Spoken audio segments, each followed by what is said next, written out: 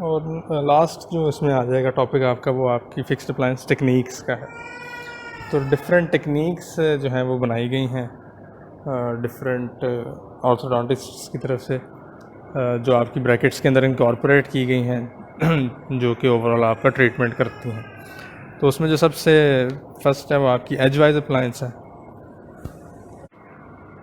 तो जो age wise की टेक्निक है वो बेसिकली दो तरह की है। एक वो है जिसके अंदर आपने वायर्स को बेंड देने होते हैं, और दूसरी जो इसकी मॉडिफिकेशन है वो स्ट्रेट वायर है, उसमें आपने कोई बेंड वगैरह नहीं देने होते। तो एज वाइज बेसिकली जो टेक्निक ये है कि आप हॉरिजॉन्टल स्लॉट्स की ब्रैकेट यूज़ करते हैं, जिसके अंदर रेक्टेंगुलर आपकी स्लॉट होती है और रेक्टेंगुलर वायर ही यूज़ करते हैं यूजुअली, और उसके साथ आप जो सारी कम्प्लेक्स मूवमेंट्स हैं दांतों की वो करवा सकते हैं। तो ये उसकी बेसिक जो उसका आइडिया है वो ये है। अब जो उसमें वायर बेंडिंग है, जो पुरानी एज वाइज टेक्निक थी जिसमें वायर को बेंड्स देने होते हैं, उसमें 3 तरह के बेंड्स हैं जिनको आप फर्स्ट ऑर्डर, सेकंड ऑर्डर और थर्ड ऑर्डर बेंड्स कहते हैं। तो जब आप दांतों को लेबियोलिंगुअली देखते हैं, लेबियोलिंगुअली पोजीशन देखते हैं उनकी, तो यूजुअली ये देखा गया कि लैटरल इंसाइजर जो होता है वो थोड़ा सा लिंगुअली पड़ा होता है, यानी उसकी जो लेबियल सरफेस है वो सेंट्रल इंसाइजर की निस्बत थोड़ी सी लिंगुअली पड़ी होती है, यानी थोड़ा सा वो डिप्रेस्ड होता है। और जो केनाइन और मोलर होता है वो यूजुअली थोड़ा सा बाहर की तरफ होता है, यानी बक्कल साइड पे थोड़ा सा उसका जो होता है, जो लेबियल सरफेस होती है थोड़ी सी ज़्यादा बाहर की तरफ होती है। तो इस सब को कंपनसेट करने के लिए आपकी जो वायर होती है उसको इस तरह बेंड दिया जाता है कि जो लैटरल एरिया होता है वहाँ पे थोड़ी सी इनसेट यानी इन साइड पे बेंड दिया होता है आपने, और केनाइन और मोलर के ऊपर आप थोड़ा सा ऑफ सेट यानी बाहर की तरफ का बेंड देते हैं।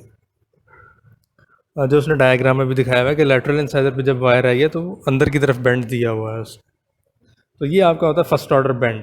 इसने बेसिकली आपकी जो लेबियल सर्फेसेज हैं सारे दांतों की, उनको एक लाइन में लेके आना, उनको एक सीध में ले आना, यानी उनको अलाइन करना है बेसिकली।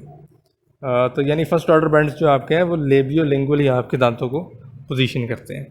फिर सेकंड ऑर्डर बेंड्स जो हैं वो आपके दांतों को मीजियो डिस्टली टिल्ट करके सीधा करते हैं। यानी बेसिकली जो आपका दांत एक तरफ को मीजियली या डिस्टली टिल्ट होकर रूट वाली साइड से टेढ़ा हुआ है, तो उसके लिए आप एक बेंड देते हैं जिसको सेकंड ऑर्डर बेंड कहते हैं, और उसके ऊपर से आप जो उसकी एंगुलेशन है उसको ठीक करते हैं।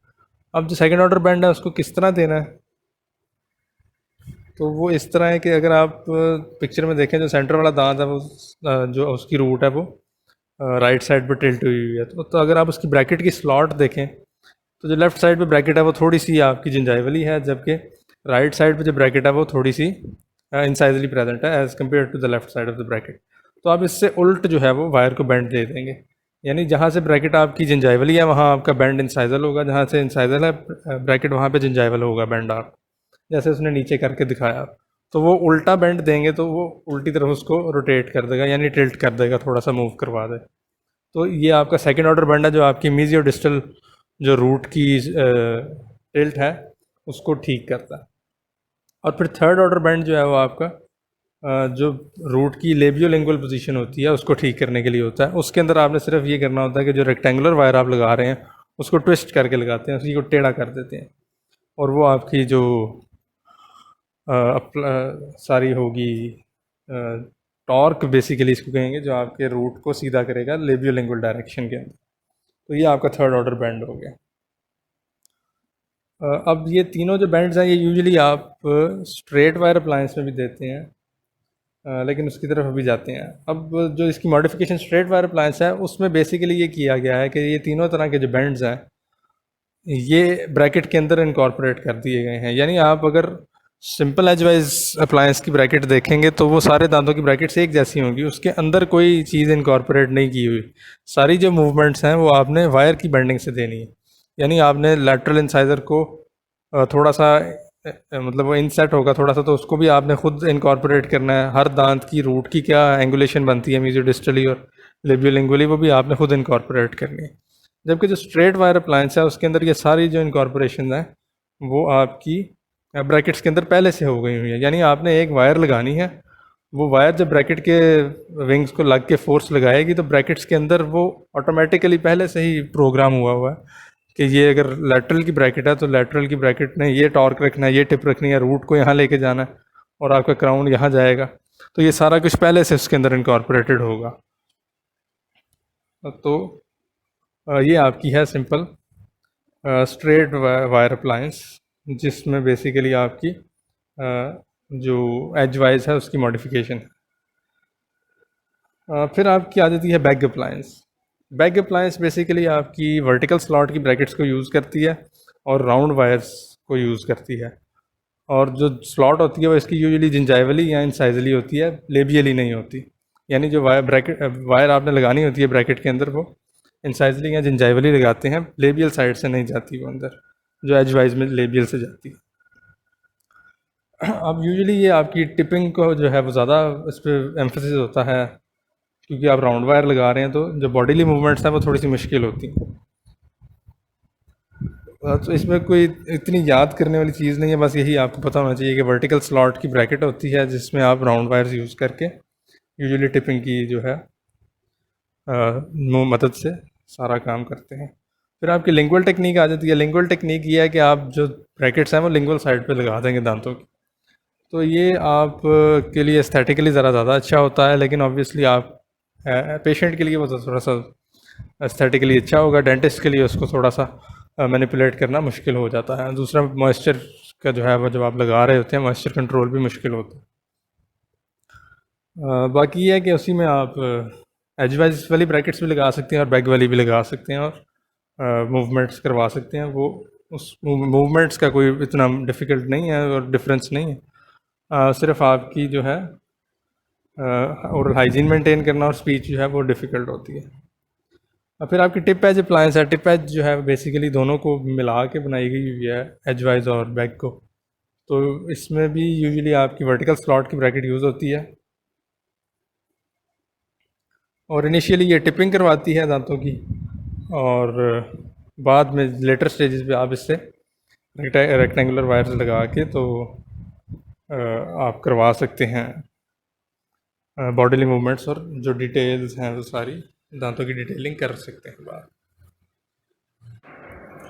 और फिर आपकी स्टेजेस हैं ट्रीटमेंट के अंदर, वो आपने पहले भी पढ़ी हैं जब आपने देखा है कि वायर कौन सी यूज़ करनी होती है, तब भी आपने देखा है।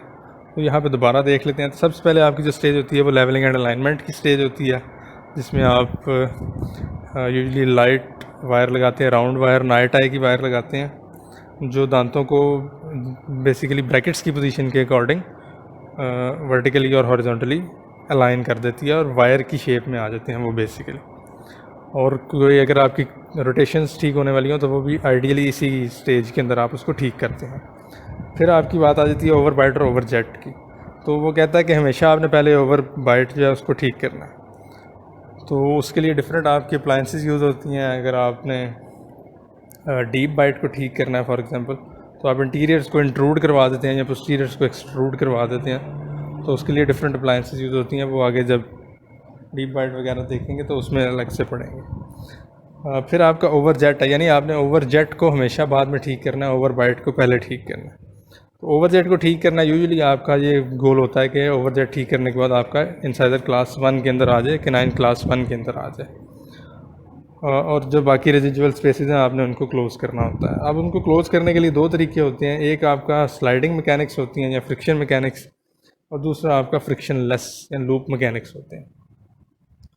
तो जो आपके फ्रिक्शन या स्लाइडिंग मैकेनिक्स हैं वो इस तरह काम करते हैं कि एक दफ़ा आपकी वायर्स ब्रैकेट्स जो हैं वो अलाइन हो जाएंगी, तो अब वो सारी जो उनकी स्लॉट्स हैं वो एक लाइन के अंदर प्रेजेंट होंगी।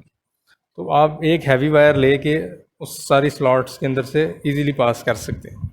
अब उसके बाद जब आप कोई फोर्स लगाएंगे उसके ऊपर, for example closed coil spring है या आप पावर चेन लगा के तो कोई रेजिजुअल स्पेस है या एक्सट्रैक्शन स्पेस उसको क्लोज़ कर रहे हैं और मूवमेंट बॉडीली मूव हो रही है या वो कोई पार्ट, तो बेसिकली वायर उसके साथ स्लाइड होती हुई जाएगी।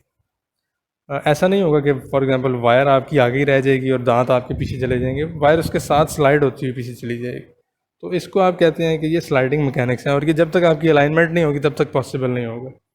दूसरी आपके लूप मैकेनिक्स हैं। लूप में ये है कि आप डिफरेंट तरह के जो स्पेस होगी उसके अंदर लूप्स बना देंगे, जो आपके यू शेप हो सकते हैं, ओमेगा शेप है, टी शेप है। इनको जब आप कंप्रेस करेंगे तो वायर इटसेल्फ आपकी फोर्स लगाएगी दांतों पे, और वो पीछे की तरफ ले आएगी उनको। तो वायर इसमें स्लाइड नहीं कर रही, लेकिन आपकी कंप्रेशन की वजह से उस पर फोर्स लगा के आप स्पेस क्लोज कर रहे हैं। तो ये दो तरह के आपके जो हैं वो तरीके हैं बॉडीली मूवमेंट करवाने। फिर एंटीरियर जो रिट्रैक्शन है वो आपकी दो तरह से हो सकती है। एक वो कहता है एन मैस रिट्रैक्शन है, यानी अगर आपने फॉर एग्जांपल 4 एक्सट्रैक्ट करने के बाद 5 और 6 की एंकरेज से 1 2 3 को इकट्ठा पीछे रिट्रैक्ट करवा लिया, तो इसको आप एन मैस कहेंगे। जबकि दूसरा तरीका ये होता है कि आप कैनाइन को सेपरेटली रिट्रैक्ट करते हैं, फिर कैनाइन को एंकरेज में ऐड करके तो 1 और 2 को ले आते हैं। तो ये वाला तरीका जो है ये थोड़ा सा ज़्यादा अच्छा होता है, आपकी एंकरेज पे स्ट्रेन नहीं पड़ता। और फाइनली फिर आपकी फाइनल टूथ पोजीशनिंग की स्टेज आ जाती है। इसके अंदर आप बेसिकली डिटेलिंग बैंड्स देते हैं जो आपने एज वाइज अप्लायंस में पढ़े थे। यानी जो आपका रफ एक नॉर्मल सीन होता है वो तो आपकी जो स्ट्रेट वायर अप्लायंस है वो बना देगी, लेकिन उसके बाद भी अगर कोई माइनर आपने रूट्स की पोजीशन ठीक करनी है तो वो फिर इन्हीं बैंड्स से होती है जो आपने एज वाइज अप्लायंस में पढ़े हैं। और ये यूजुअली आपकी 16 SS वायर पे होती है, जो कि ना तो ज़्यादा स्टिफ होती है ना ज़्यादा लाइट होती है, जो आइडियली मूवमेंट करवाती है दांतों की फ्रीली।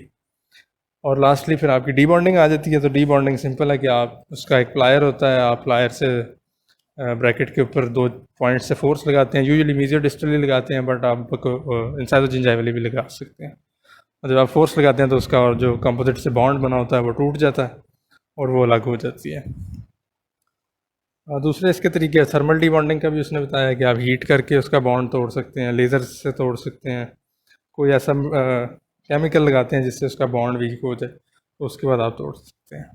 तो जब ब्रैकेट्स उतार देते हैं तो एक्सेस जो कंपोजिट है उसको आप रिमूव करके किसी बर्स से, तो उसके बाद आप दांतों की पॉलिशिंग कर देते हैं और उसके बाद आपका ऑर्थोडोंटिक ट्रीटमेंट जो है वो कंप्लीट हो जाता है।